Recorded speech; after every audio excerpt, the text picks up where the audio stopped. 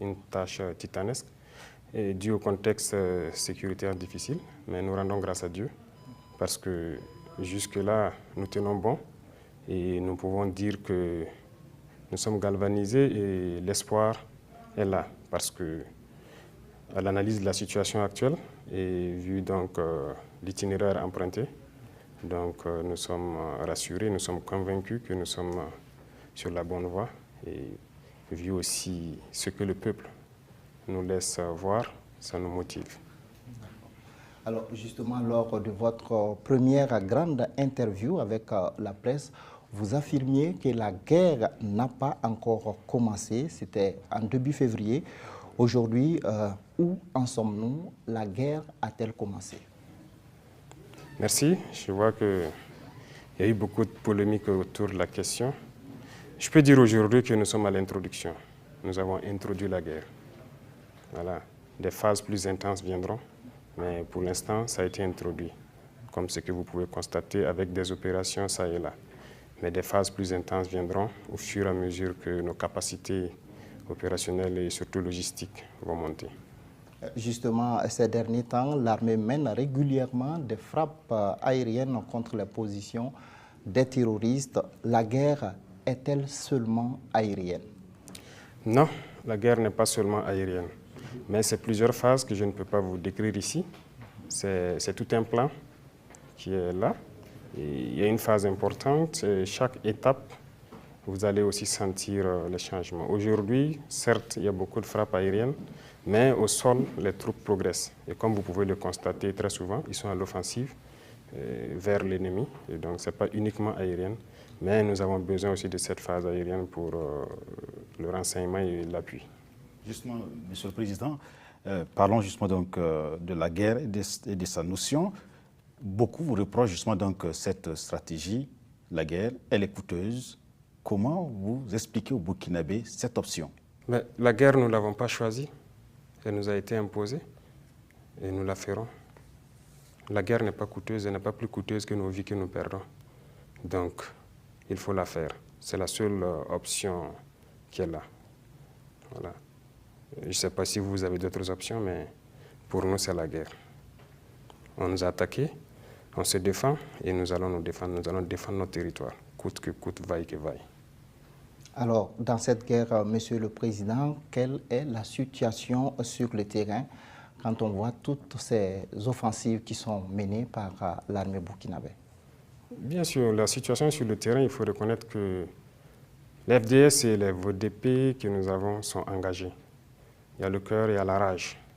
Et ils sont encore plus galvanisés en fait par la population, par le peuple. Voilà. Pour avoir été sur le terrain, je sais ce que ça fait lorsqu'on se sent soutenu. Ça nous motive, ça nous galvanise, ça nous pousse vers l'avant. Et c'est aussi le message que nous leur passons souvent, très souvent quand on passe les voir. Veillez sur leur sommeil, c'est-à-dire les populations civiles. Veillez sur eux quand ils dorment, veillez quand ils mènent les activités. C'est notre mission. Et tous ceux qui se sont engagés dans cette guerre ont ça en tête. Et la situation sur le terrain, c'est ça le plus important. Lorsqu'il y a la confiance voilà, au sein des troupes combattantes et qu'ils ont la rage d'aller vers l'ennemi. D'accord. Alors, malgré cette offensive, Monsieur le Président, on a l'impression que les capacités des groupes armés terroristes restent importantes quand on se réfère donc aux récentes attaques comme celle du camp de VDP de Waïguya ou bien celle d'Ouragou. Alors, qu'est-ce que les Burkinabés doivent penser aujourd'hui?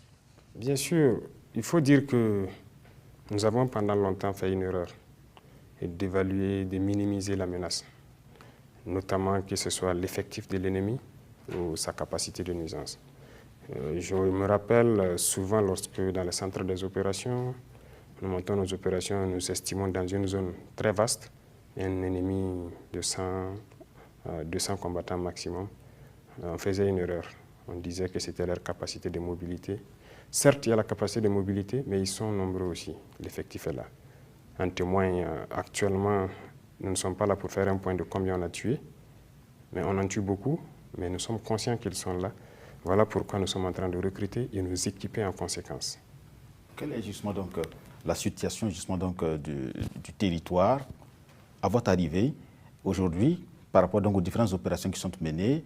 est-ce que nous avons aujourd'hui une bonne partie sous notre contrôle? Alors, c'est une guérilla, si on peut le dire. Le terrorisme, c'est une guerre d'infiltration. Depuis certaines opérations, il y a plusieurs zones où les terroristes, c'est-à-dire, ils ne sont plus basés. Mais nous ne les considérons pas comme conquises, parce que comme je l'ai dit, il y a plusieurs phases. Voilà. Il y a des zones où vous allez aller aujourd'hui tourner, il n'y a pas de terroristes. Mais nous n'avons pas encore permis à des populations de repartir là-bas, parce que nous attendons un certain niveau avant d'être sûrs de les sécuriser. Mettre un plan en place avant de les installer. C'est comme il y a plusieurs zones aussi où les populations sont retournées. Mais il y a des zones aussi où des populations continuent de se déplacer. Il y a plusieurs facteurs qui expliquent cela. Et nous ne pouvons pas tout de suite dire que nous sommes à tant pour cent ou ça, parce que même tout ce qui a été libéré, nous ne sommes pas installés. On ne part pas s'installer comme ça. On s'installe avec un minimum de précautions. Donc, le plus important, c'est d'attritionner l'ennemi au maximum. Qu'ils sentent que nous n'avons plus cette idée de tergiverser. Nous sommes prêts à affronter à l'offensive. Et c'est la seule manière de le fragiliser et maintenant de permettre voilà, aux gens de s'installer tranquillement. Alors, l'un des constats qu'on peut faire aujourd'hui, c'est que la majeure partie des attaques les plus importantes interviennent autour de l'organisation des grands événements. Quelle analyse vous faites de cette situation? Oui, c'est bien qu'on fasse cette analyse. Parce que cette lutte, c'est très grand. Le phénomène n'est pas uniquement ceux qui combattent ici. Ils ont leurs stratèges qui ont d'autres objectifs. Bien sûr, avant le CIAO, si je ne me trompe, il y a eu certaines attaques. Mais surtout avant le FESPACO, il y a eu de grandes attaques. Donc, déjà, on a analysé. On savait qu'aussi avec la SNC, il y aura de grandes attaques. On a pris quand même assez de dispositions. Mais on ne peut pas être sûr à 100%. Comme je dis, c'est une guérilla. Il peut surgir de façon inopinée quelque part. Mais l'objectif global recherché par leurs stratèges et leurs relais locaux sur l'étoile, c'est que vous savez créer l'émotion.